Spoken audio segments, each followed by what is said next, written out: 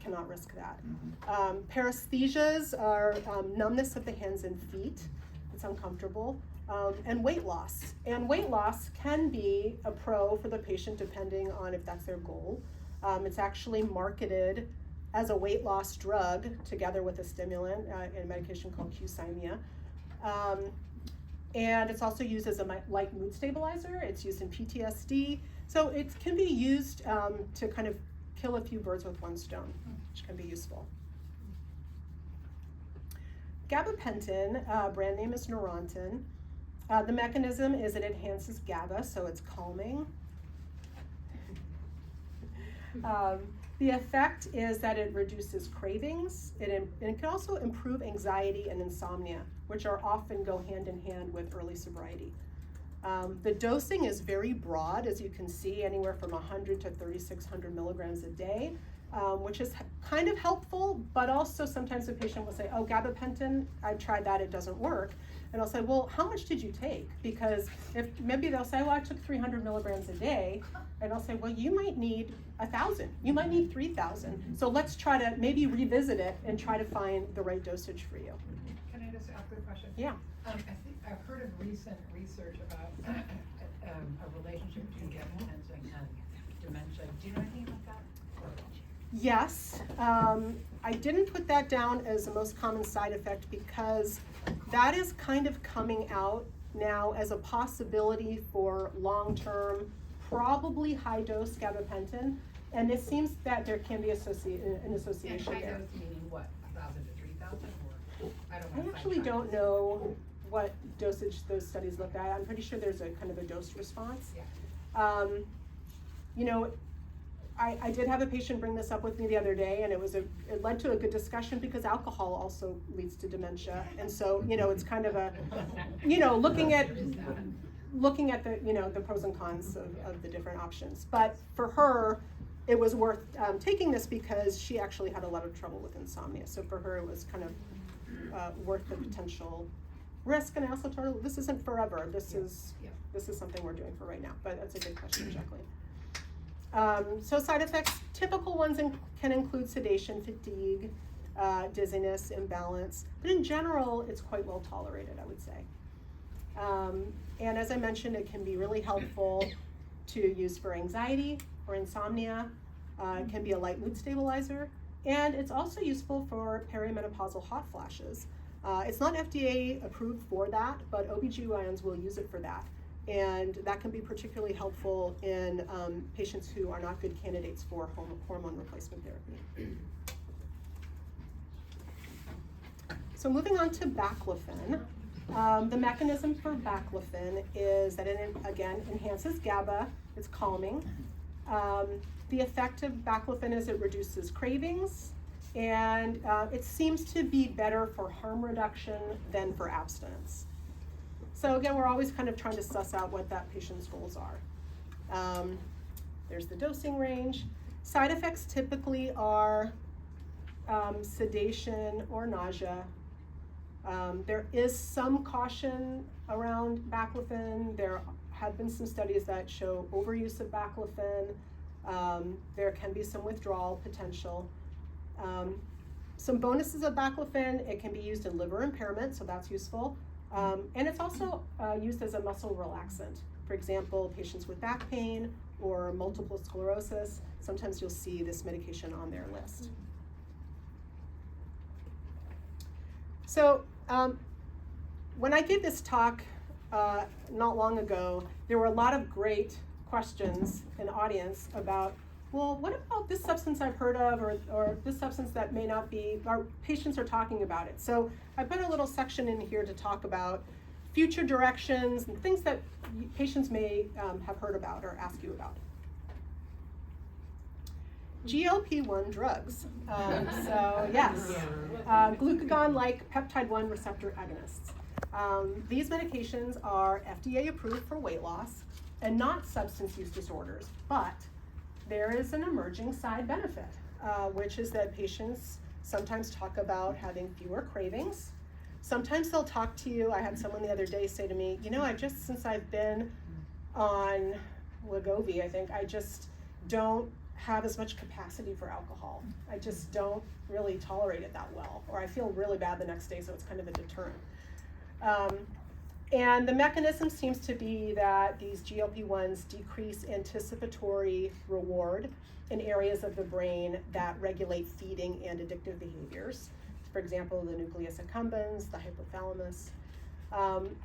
It doesn't seem that there are any major psychiatric side effects. We'll see what happens, what comes out down the road, but right now, the main deterrent with GLP-1 seems to be other side effects that can be really unpleasant. GI side effects, fatigue, headache, dizziness. But it's exciting. This patient is getting her injection in her belly. Ketamine is a medication that we're all familiar with too. It's a short-acting anesthetic that is also FDA approved for depression. And the mechanism seems to be increasing neuroplasticity by modulating the glutamate system. And there are some studies that have shown really promising data for IV ketamine that show an increased abstinence and also reduced cravings for alcohol. So we need a lot more studies, but promising. The pros, I would say, generally, patients like the feeling of ketamine. It's well tolerated. It can also treat depression. It can lead to mystical experiences and psychological insights. Challenges include that it can be hard to access, can be time-consuming to do a course of ketamine. It can be expensive. This patient here, this is simulating somebody doing ketamine-assisted psychotherapy at our clinic. Allie, how often would ketamine be administered IV for alcohol use?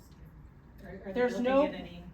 There are no protocols right now, and most people are probably not going to access ketamine IV anyway for just systems issues. Yeah. So hopefully there's going to be more studies involving taking it by, more accessible means. So psilocybin is a naturally occurring psychedelic compound from over 200 types of mushrooms. It mimics serotonin. And the mechanism for substances is that it changes brain reward circuitry. It increases neuroplasticity. There are psychological insights from mystical experiences. And there's some data that's really exciting emerging for alcohol use disorder.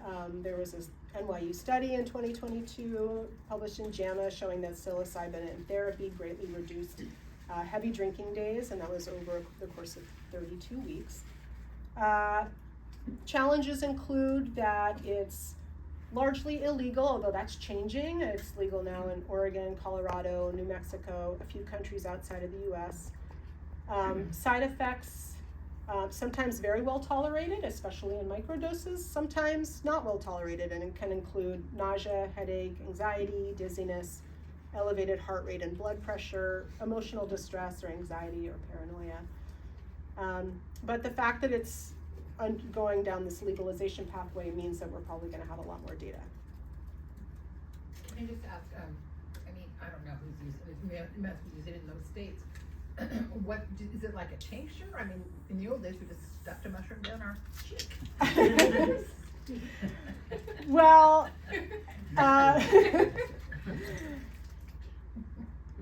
I don't know, I guess is the quick answer. I don't know. Do you know? I think it's the tea. Yeah, and they used the dried mushroom in a capsule. To kind of standardize it, probably standardize the dose. Yeah. There are also, because it's decriminalized in Oakland, there are manufacturers who are making both synthetic and actual psilocybin candies where the dose is absolutely standardized, so you know what you're getting with every single dose. That's great to know, and I actually do have several patients from Oakland who say that that's where they're getting their psilocybin. So that's good to know that there's some standardization happening, which helps patients to get clarity on how much they Did you say Oakland? Oakland. Decriminalized. Yeah.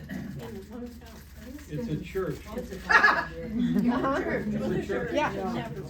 Yeah, but there's a church, and so you can go there and you can actually become a member. But there are also individual manufacturers that don't advertise, but you find out about them. Just go to Lake Merritt on a Saturday. Lay on the grass. There's a lot of entrepreneurs. Ayahuasca is a substance many people have heard about. It's a psychedelic plant from the Amazon rainforest. The active ingredient is a substance called DMT, which increases serotonin and neuroplasticity. And it shows promise for alcohol addiction in observational studies at this point, for example, out of Peru, where it's often practiced. Challenges include that it's illegal in the US. There are very few studies out there so far. Side effects can include severe nausea and vomiting, hallucinations, disorientation, and increases in heart rate and blood pressure. And last but not least, Ibogaine. Hello, Dr. Coburn. Asked a good question about this last time I spoke. It's a hallucinogenic West African shrub that is used outside of the US for addiction. I have a sombrero there. There's a lot of clinics in Mexico, Tijuana, that are catering to an American clientele. The mechanism of Ibogaine is that it increases a substance called GDNF, which increases serotonin and neuroplasticity. Studies have been able to show that it's helpful in rats, but it's unclear in humans, although there are plenty of people who vouch for it. The data is more robust for opioid and cocaine use than alcohol, but I'll mention it here because patients may ask you about it. And the challenges are primarily that it's got quite dangerous side effects, which can include fatal arrhythmias and brain toxicity. All right, so how am I doing? Doing all right. All right, so I know that was, we're just kind of bustling through here. Can I just make a point? Yeah, please. If anybody wants these slides, when I send you your email for evaluation, just email me back and we'll send you the slides. And or I have a few pages of references and I'm happy to provide those. Yeah, Karen?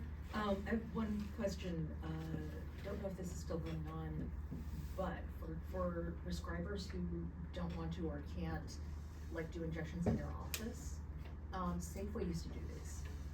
So For example, for naltrexone? yeah, for Vivitrol, but also for all of the SGAs, long-acting injectables, and I don't know if they're still doing it.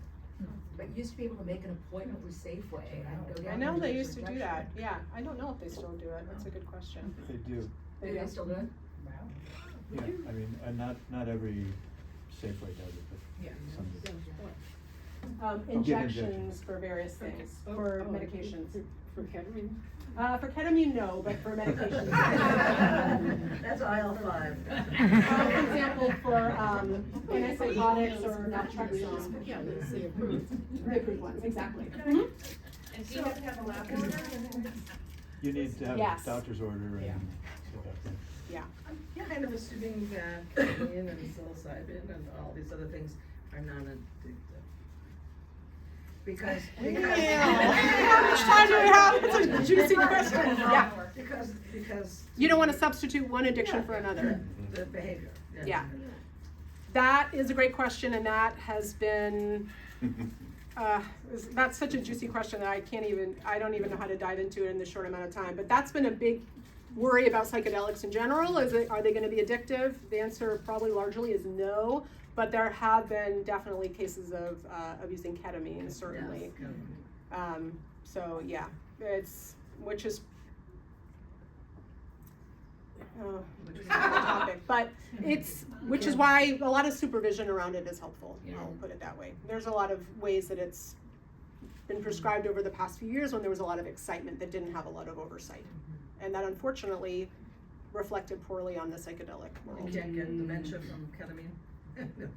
Well, it's a good question. It's a good question. Ketamine seems to be quite safe. So ketamine is given to kids in the ER when they come in with a broken arm. So it's very safe, but it is an anesthetic, and like all anesthetics, if it's used too much, it can cause brain damage over time. Absolutely. And we have some patients in IOP. I'm just thinking of the behaviors that people have with addiction. Yeah, Is that they go from one and then they. it is true. It's not like they're sort of changing a lot of their, Yeah. No, it's true. It's Dr. May, I'd like yeah. to add that I work with a community coalition called Marin Healthy Youth Partnerships. been on the board for like 10 years, and something that we're seeing with the families is their parents are doing, they're microdosing and they're having parties. And the kids are seeing their parents, and it's become quite a thing here in Marin. Yeah. Yeah. So the addictions, I mean, That's been. I think you only need one party for your microdosing, but Yeah. it's a lot, yeah. It's true. I just addressing your kind of question, and in my experience, having had a lot of clients at different times try one of these psychedelic routes, it's really about I've never seen a client get addicted to the substance, but it often leads back to the original substance. So it's really taking the time to, in my experience, address their motivation. If they really are in a tough spot and they're just desperate and they want to try something new, and you can tell in their heart they really need something new. And then there's another brand that's like, I don't really like being sober, and I don't really like AA, and like, but how about me going to Costa Rica? Yeah, You know? exactly. And then you're like, well, let's slow down. So that's just been my experience. But I've never seen an actual alcoholic become a mushroom addict or anything like that. So, yeah. Ketamine. Not often, but I've had a few clients who've engaged in very ritualized social use of psychedelics, where they're part of a clan, they're part of a group of people. And I've had people who use ayahuasca weekly, who, I mean, they get really involved with it and go completely off the rails because they're very dysregulated. Yeah. And Yes. it's really driven by the social climate. Yes. Kind of common in Marin. A lot of In Fairfax. Absolutely. Absolutely. Absolutely. All right, well, Can I ask you, yeah. I thought maybe you were going to talk about MDMA when you talked about the psychedelics. Whether it seems, are there any studies that are telling us? Well, MDMA kind of hit a big roadblock last year when it wasn't legalized, and we all thought it would be, because there's a lot of the data is strongest for PTSD, and in couples work with trauma involved. That's what the data is strongest for.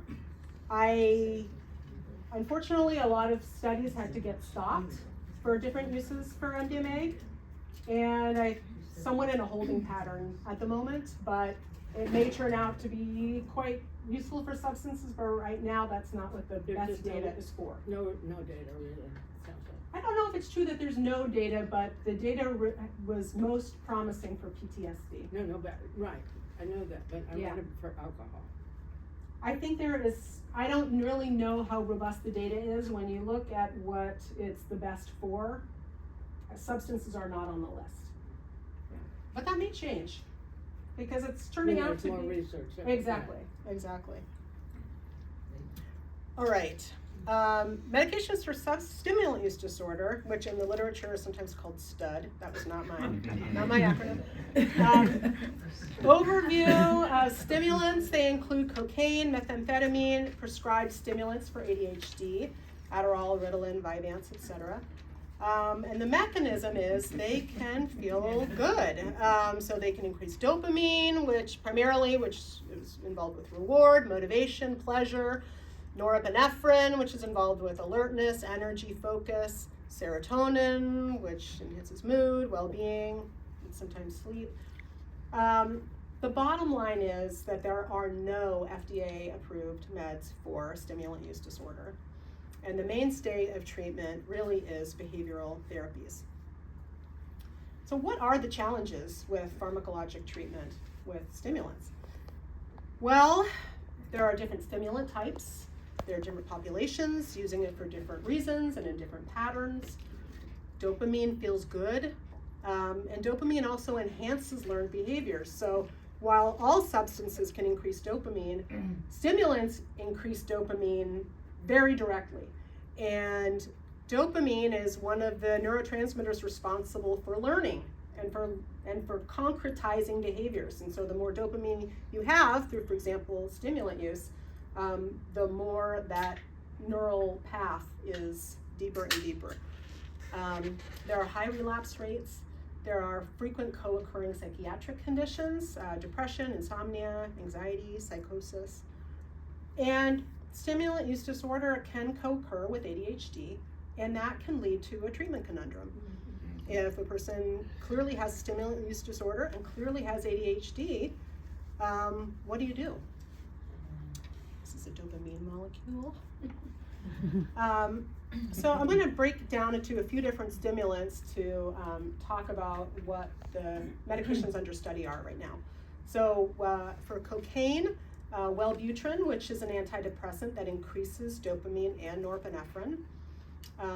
Modafinil, also called Provigil, which is a stimulant-like drug that is prescribed for wakefulness, originally used by pilots, that increases dopamine. Topiramate or Topamax, which we talked about for alcohol, that has some data for decreasing use and cravings. Stimulant substitution, and by that I mean somebody with a cocaine use disorder prescribing that person a stimulant, for example, Adderall or Ritalin.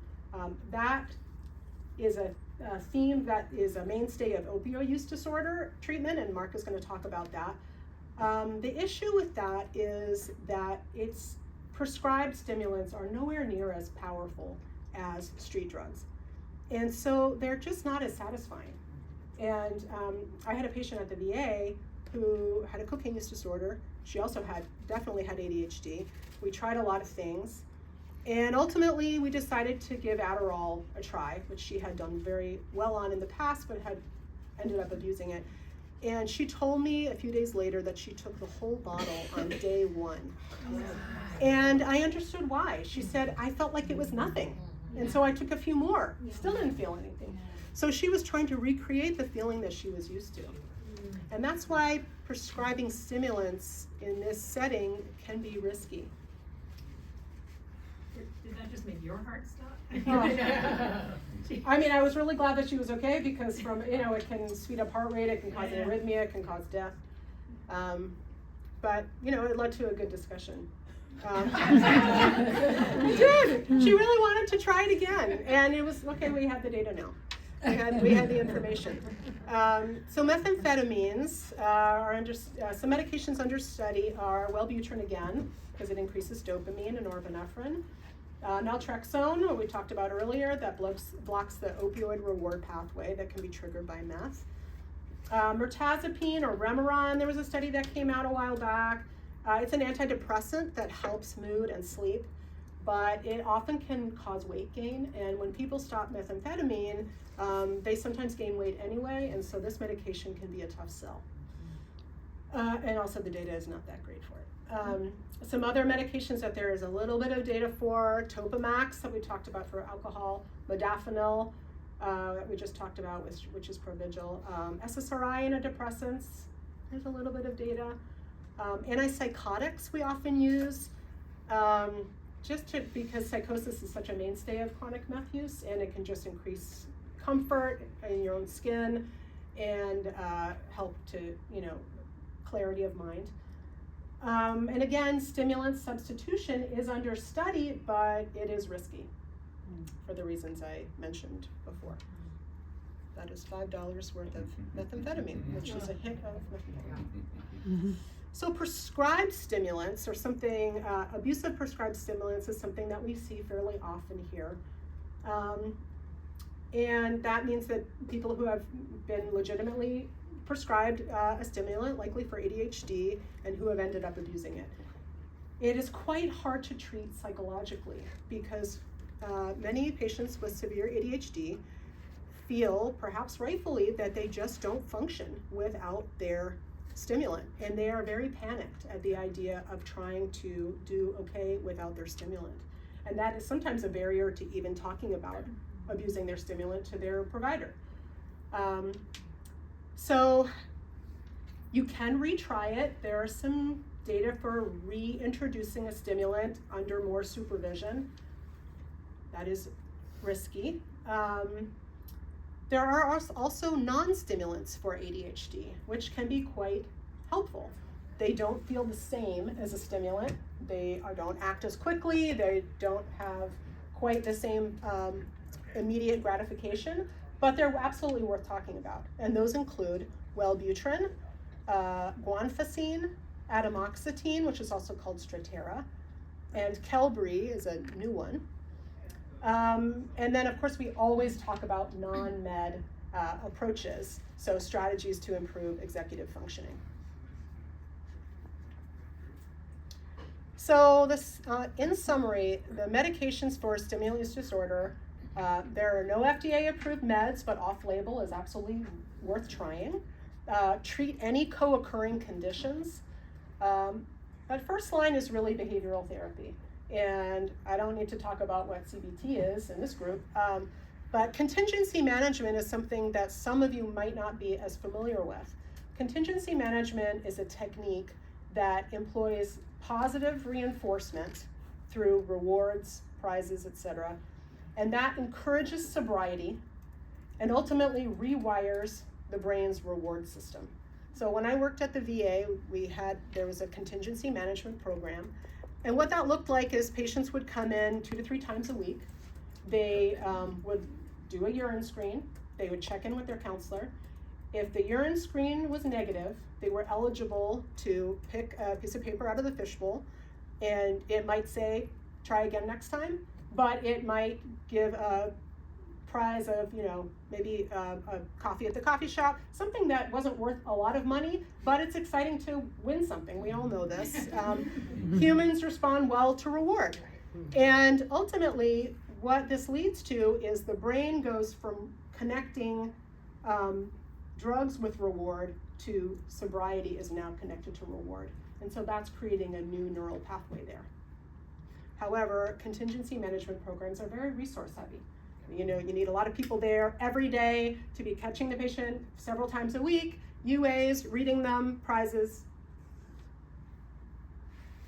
And future directions, I mentioned a few psychedelics. Those are in study for all substances. But for stimulants, especially methamphetamine, it's really a worldwide health problem because it's so cheap and it works to lift mood very transiently, very quickly. And so there's an interest in terms of just worldwide population and health to find solutions. So it'll be interesting to see what comes down the pipeline. I did see a few vaccines are in preclinical trials, so that could be interesting. So far in animal studies only, but. All right, this is my favorite psychiatric cartoon. They are eating people, and one of them is saying, of course you feel great, these things are loaded with antidepressants.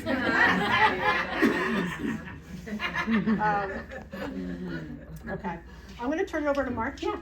I was wondering if you could talk a little bit more about the non-stimulant ADHD medications and how you think about them and prescribe them, because clients often say, I need something, but I don't want a stimulant, and I don't really have a lot of solid information to share with them. The best information to share with those patients is that I always tell them, let me be clear, it is not going to feel like a stimulant. Mm-hmm. And I think it's really important for them to know that right out of the gate so that they don't feel tricked and they don't feel gaslit when it doesn't feel the same. Mm-hmm. I tell them, but you know what? There's a reason it's not going to feel the same, because it's not going to put you on the same dopamine roller coaster that you've been experiencing. Mm-hmm. And I'm talking about people who are in an abuse pattern, not people who are taking it for other, for their ADHD who aren't in an abuse pattern. Yeah. But so I'll tell them, look, these non-stimulants for ADHD are working on other neurotransmitters besides dopamine. They're still going to work. It's going to take longer time. We're going to be here together while they're taking effect over the next few weeks. We're going to check in about it. We're going to increase the dose if we need to. And ultimately, the goal is to treat your ADHD, but have you feel like you're more in an even keel state. Do you have a favorite, like a go-to of those? I don't, partly because they have different effects. So for people who have more of a hyperactivity picture or looking for something that has a more calming effect, and guanfacine is great for that. For people who are more inattentive, we might be looking at a couple of the other ones that are better for that. So it's really kind of get into the weeds with their ADHD. Tell them to talk to their psychiatrist. Yeah, but it's a good question. It's always a pretty nuanced discussion that needs to happen there. Yeah, absolutely. It's a good question. And we'll have time for some more Q&A at the end. Oh, sorry. No, we appreciate the questions at any time.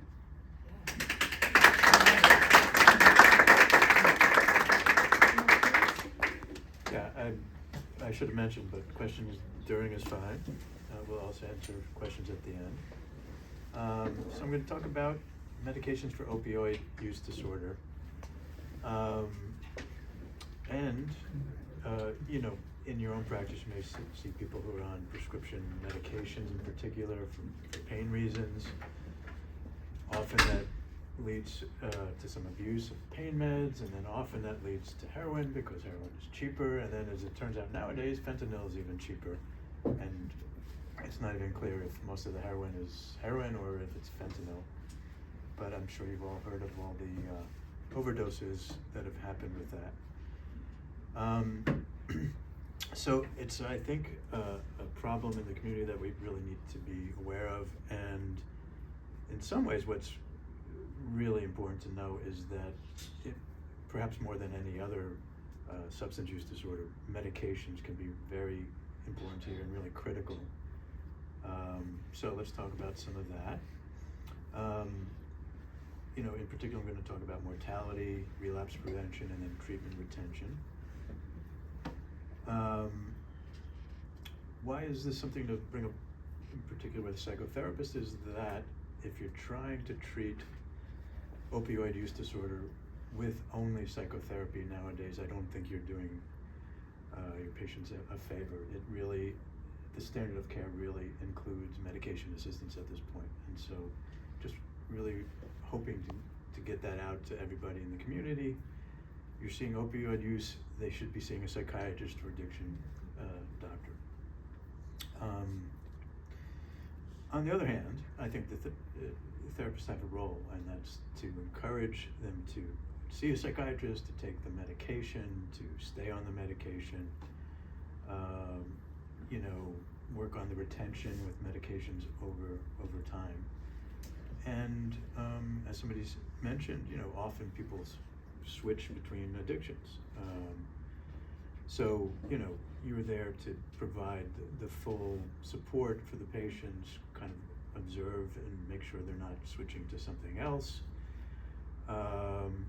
You know, and to some extent also what's driving this addiction to begin with. So this is not to say that there's not a role for psychotherapy, but think about medications.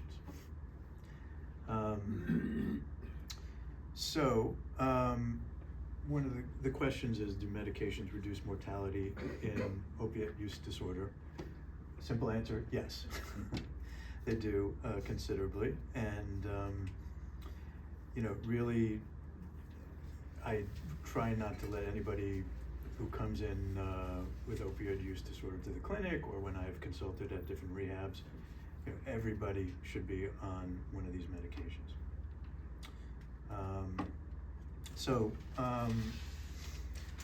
There's really, I would say, 3 types of medications that are used.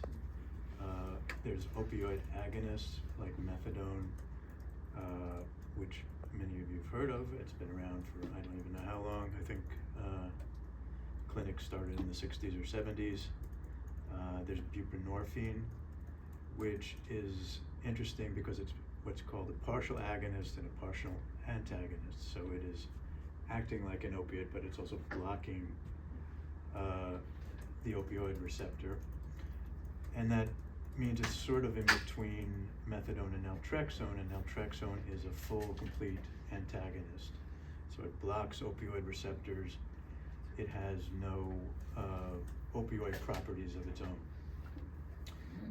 There is one other, which Ali mentioned, which was Narcan or naloxone. And naltrexone is essentially long-acting naloxone. Naloxone is short-acting, and naloxone is what's used in overdose. And so something else that I think all of you can think of and bring up with your patients is if you're abusing opioids, or if you're abusing Xanax, that might actually be fentanyl or anything that has any kind of danger, or, you know, using some sort of unknown powder out of the tenderloin thinking it's cocaine or whatever, having some Narcan around is a good idea. And Narcan is now over the counter. You don't need a prescription, just go to the pharmacy, get some Narcan. So, you know, anybody with any kind of danger of overdose Or, you know, if you were worried that your kid or somebody you knew might be using something, you know, have some Narcan around. And then call 911. So, you know, one of the dangers of Narcan is, you know, they're in overdose, they're passed out, and suddenly they pop up, and you think everything's okay. Well, the opioids they're using